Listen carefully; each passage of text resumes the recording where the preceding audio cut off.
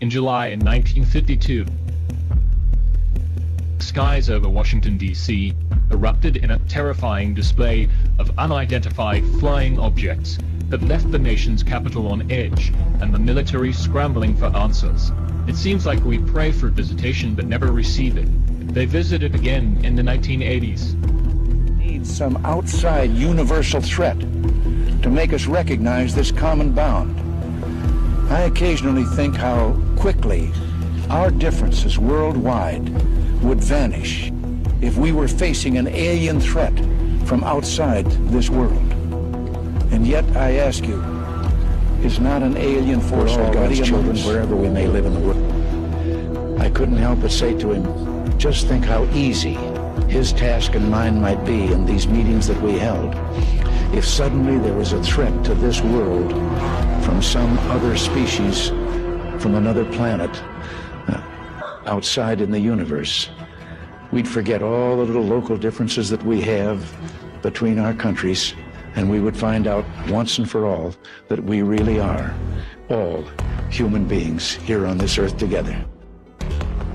We assume that all intelligence would be like us, and every time we look out in the universe, we are humbled relative to what we don't know. All the members of humanity. Perhaps we need some outside universal threat to make us recognize this common bound. I occasionally think how quickly our differences worldwide would vanish if we were facing an alien threat from outside this world. And yet I ask you, is not an alien force already among us?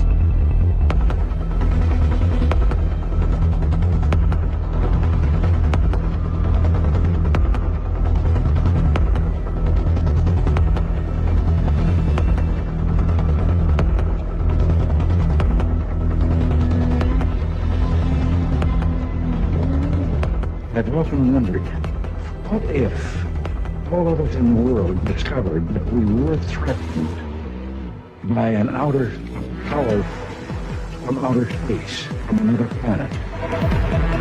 Wouldn't we all of a sudden find that we didn't have any differences between us at all? We need some outside universal threat.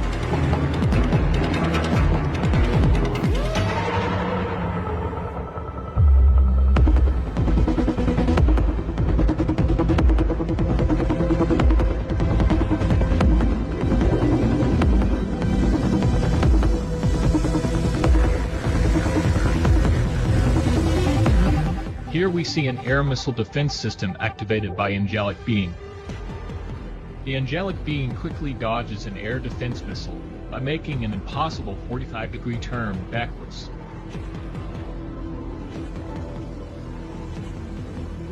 These heavenly principalities do not condone the use of nuclear warheads at all.